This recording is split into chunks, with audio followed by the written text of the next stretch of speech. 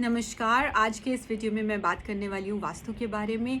वास्तु एक बहुत ही इलैबोरेटेड और डीप रूटेड टॉपिक है। It is a Vidya, it is not a basic science जिसके बारे में सबको सब कुछ पता होगा। ये एक विद्या है और इसको हम अपने रूट्स से कनेक्ट करते हैं।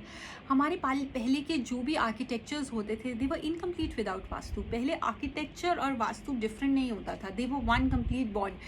Now in these modern times, yes, we have separated architecture from vastu, and hence there's a little disbalance in everything that we create.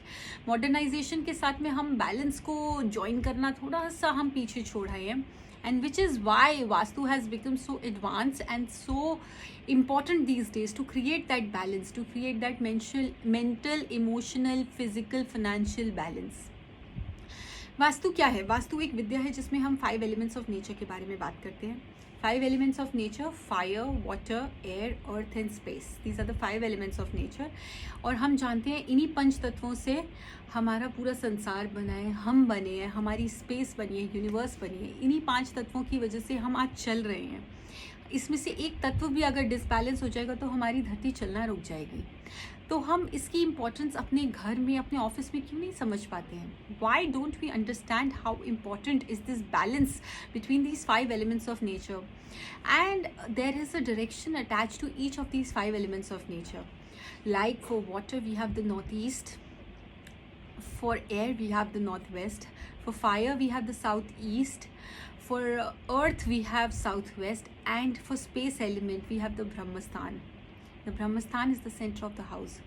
तो हमारे जो भी वाटर एलिमेंट्स हैं या हमारे प्योर फॉर्म्स है, जैसे हमारे ईश्वर का घर हो गया, हमारे मेडिटेशन रूम्स, कॉस्मिक एनर्जीज़ के लिए कोई भी प्रेयर रूम्स हो गए, ये सब हमारे नॉर्थ ईस्ट में प्लेस होंगे. And north east has to be very light, it has to be very light, because वो हमारा एक तरीके से, अगर हम मैं आपको अगर किसी पोस्ट में अपनी शो कर पाई वास्तु पुरुष की पिक्चर, तो वो वास्तु पुरुष का फेस है. तो फेस हैज़ टू बी, हम अपने दिमाग को रिलैक्सड रखना चाहते हैं, प्योर रखना चाहते हैं. That is how we consider the temple to be in northeast.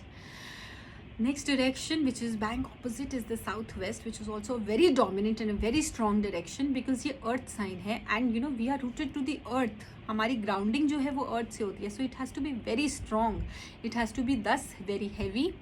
इसमें जो भी हमारे हैवी लोड्स होते हैं, that, and yes it is the direction for the head of the family, क्योंकि जो हमारा हेड ऑफ द फैमिली होता है वही हमारी रूट्स हैं. That is the person who holds us, who binds us.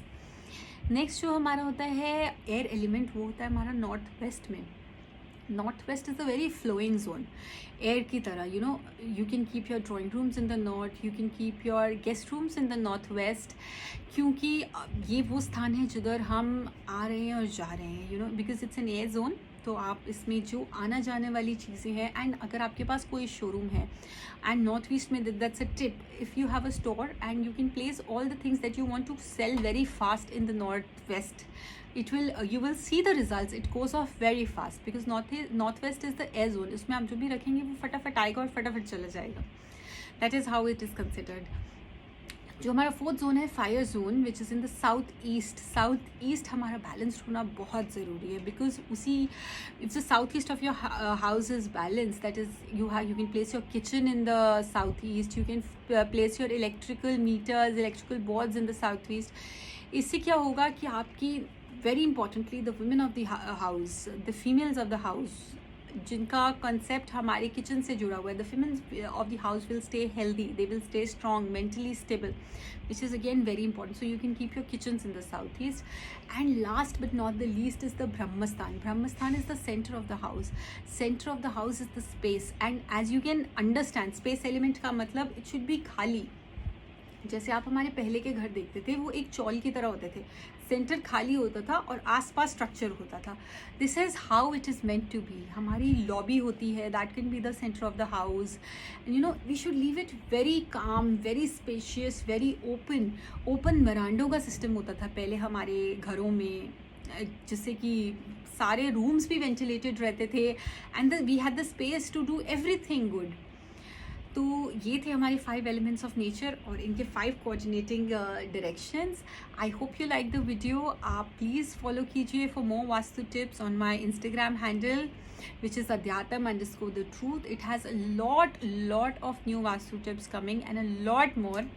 And I will see you next Friday with another topic. Let me see what I'm discussing about. Thank you. I will see you soon next week with another video. Thank you so much, friends.